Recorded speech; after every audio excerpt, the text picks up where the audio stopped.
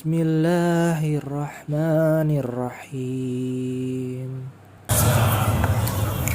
Alhamdulillah, kalimat mulia yang selalu kita ucapkan dari lisan kita kepada satu-satunya zat yang maha hidup, yang berdiri sendiri dan tidak ada sekutu baginya, Allah subhanahu wa ta'ala.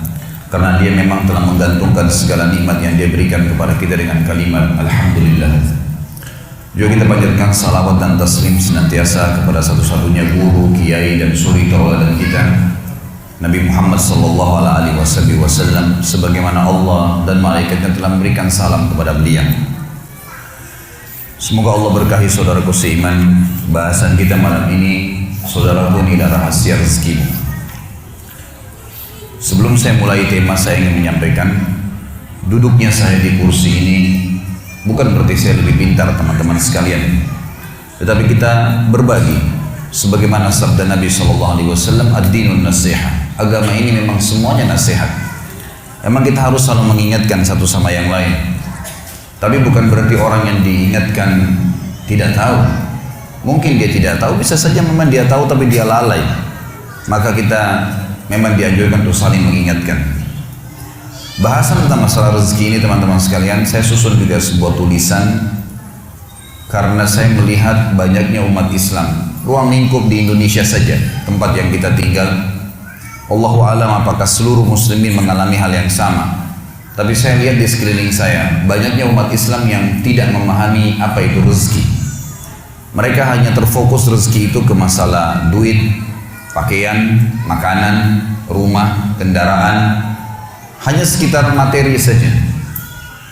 Dan banyak hal yang lain yang mereka tidak anggap rezeki. Padahal sebenarnya rezeki itu didefinisikan oleh para ulama dengan sangat luas. Segala sesuatu yang dibutuhkan oleh makhluk, dan makhluk di sini masuk di dalamnya manusia, jin, malaikat, apa saja, tumbuh-tumbuhan, hewan-hewan, dalam melalui roda kehidupan. Jadi semua itu masuk dalam masalah rezeki, baik di dunia maupun di akhirat nantinya. Jadi ruang lingkup rezeki sangat luas, dan rezeki ini yang menyiapkan dan tidak pernah habis stoknya dalam menyiapkan hanya satu, Allah subhanahu wa ta'ala. Tidak pernah ada yang bisa menyiapkan kebutuhan seluruh makhluk non-stop dan tidak pernah habis stoknya kecuali Allah subhanahu wa ta'ala. Dan memang belum pernah ada yang mengikrarkan itu. Kita pada saat haus cuma tahu minum, pada saat lapar cuma tahu makan. Nggak ada duit berarti minta, ada duit tinggal beli makanan dan makan, selesai, laparnya hilang, istirahat. Kita tidak pernah berpikir sebenarnya dari mana semua itu. Satu-satunya yang mengaku dan mengikrarkan kalau dia yang menyiapkan segala kebutuhan, bukan cuma manusia, adalah Allah subhanahu wa ta'ala. Kita akan sebutkan beberapa dalil yang berhubungan dengan masalah itu. Yang pertama teman-teman sekalian, surah Az-Zariyat, surah nomor 51 ayat 56 sampai 58. A'udzu billahi minasyaitonir rajim. Bismillahirrahmanirrahim. Wa ma khalaqtul jinna wal insa illa liya'budun. Ma uridu minhum min rizqin wa ma uridu minhum ay yut'imun. Innallaha huwar razzaqu dzul quwwatil matin. Artinya teman-teman sekalian, aku kata Allah tidak menciptakan jin dan manusia kecuali untuk menyembah, mengabdi kepadaku. Apa yang aku perintahkan mereka jalankan. Yang aku bolehkan, halalkan, silakan nikmatin. Makanan, minuman, pergaulan, pendapatan, ekonomi, mendirikan sebuah negara, politik. Dan apa yang aku larang, semua ditinggalkan. Apa yang aku haramkan dijauhi. Itu mana daripada sembah. Aku nggak ciptakan jin dan manusia kata Allah kecuali untuk menyembah kepadaku, mengabdi. Dan aku tidak pernah kata Allah, ini di ayat 56, ayat 57-nya, aku tidak pernah meminta kepada mereka balasan rezeki. Kasus misalnya aku menyiapkan untuk mereka makanan, daging hewan yang bisa disembeli, kemudian mereka makan. Aku tidak pernah minta diberikan sebagian daripada rezeki itu.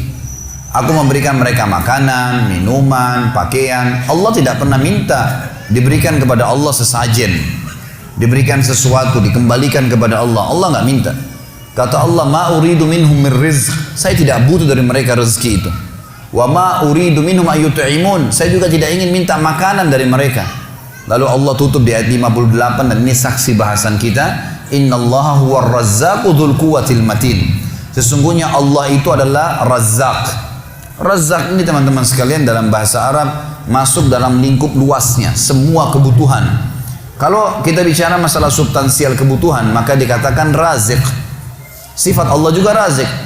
Kalau kita masuk ke dalam substansial kebutuhan, misalnya makanan saja, atau minuman saja, atau oksigen saja, atau cahaya saja, masuk substansial bisa dikatakan Razik. Tapi kalau kita mengatakan sosok pencipta yang selalu menyiapkan segala kebutuhan secara global dan tidak pernah habis stoknya, maka bahasa Arabnya Razzaq. Dan Allah mengatakan innallaha huwar razzaq.